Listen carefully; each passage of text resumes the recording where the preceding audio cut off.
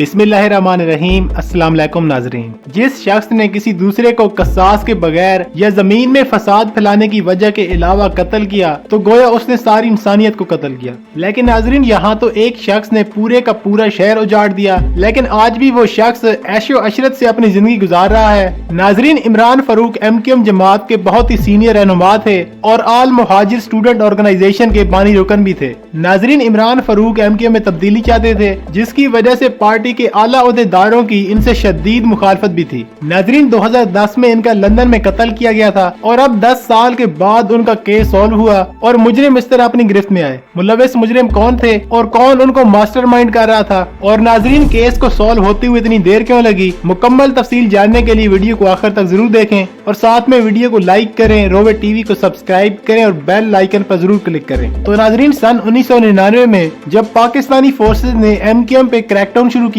तो MQM के कई बड़े रहनुमाओं की गिरफ्तारियां हुई। हालांकि इमरान फारूक MQM में वाहिद रहनुमा लीडर थे जो पार्टी को एक मकसद के लिए चलाना चाहते थे। बहरहाल उन्हें भी इसी सिलसिले में मुल्क से जिला वतन किया गया। इस तरह 10 साल उन्होंने लंदन में ही गुजारे, लेकिन नाज़रीन उस दौरान भी वो पार्टी में तब्दीलियां करने की सरगर्मियां करते रहे और इसी वजह से उन पर कई बार MQM की लीडरशिप की तरफ से इल्जामात आते रहे कि इमरान फारूक पार्टी को तकसीम करना चाहते हैं और वो हमारी पार्टी को तोड़ने की कोशिश कर रहे हैं। नाज़रीन, याद रहे कि इन दिनों में MQM दोबारा से अपने अरूज पर थी जब इनके उम्मीदवार लाखों की लीड से इलेक्शन जीते थे, और जिस तरह कई सालों तक इन्होंने कराची जैसे बड़े और अहम शहर को यरगमाल बनाए रखा, हत्ता कि MQM की तरफ से ये भी नारे आए कि कराची को पाकिस्तान से अलहदा करो। नाज़रीन, इस सारे सिलसिले में MQM के लिए पार्टी के अंदर इमरान फारूक की वायदे खतरा थे जो इनके मुश्तइल कारकुनों को तब्दील कर सकते थे। इसी तरह हस्बे रवायत MQM के बानी अल्ताफ हुसैन ने इनको खत्म करने का मंसूबा बनाया और जिसमें वो कामयाब भी हुए।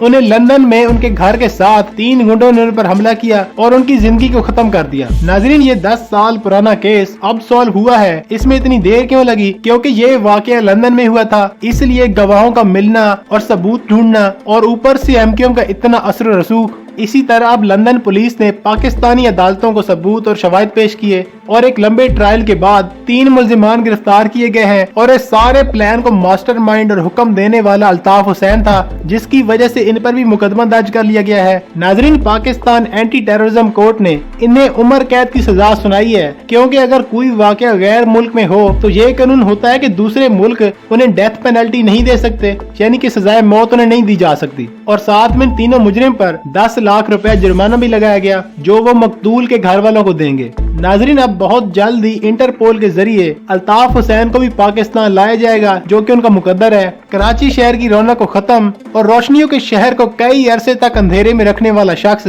बाला आखिर अपने अंजाम को पहुंचेगा, जिसकी वजह से कराची के लोग आज भी उसका अजाला भुगत रहे हैं। नाज़रीन, अगर वीडियो आपको पसंद आई है तो वीडियो को लाइक करें, अपनी कीमती राय में जरूर आगाह करें और रोवे टीवी को सब्सक्राइब करें। तब तक के लिए अल्लाह हाफिज।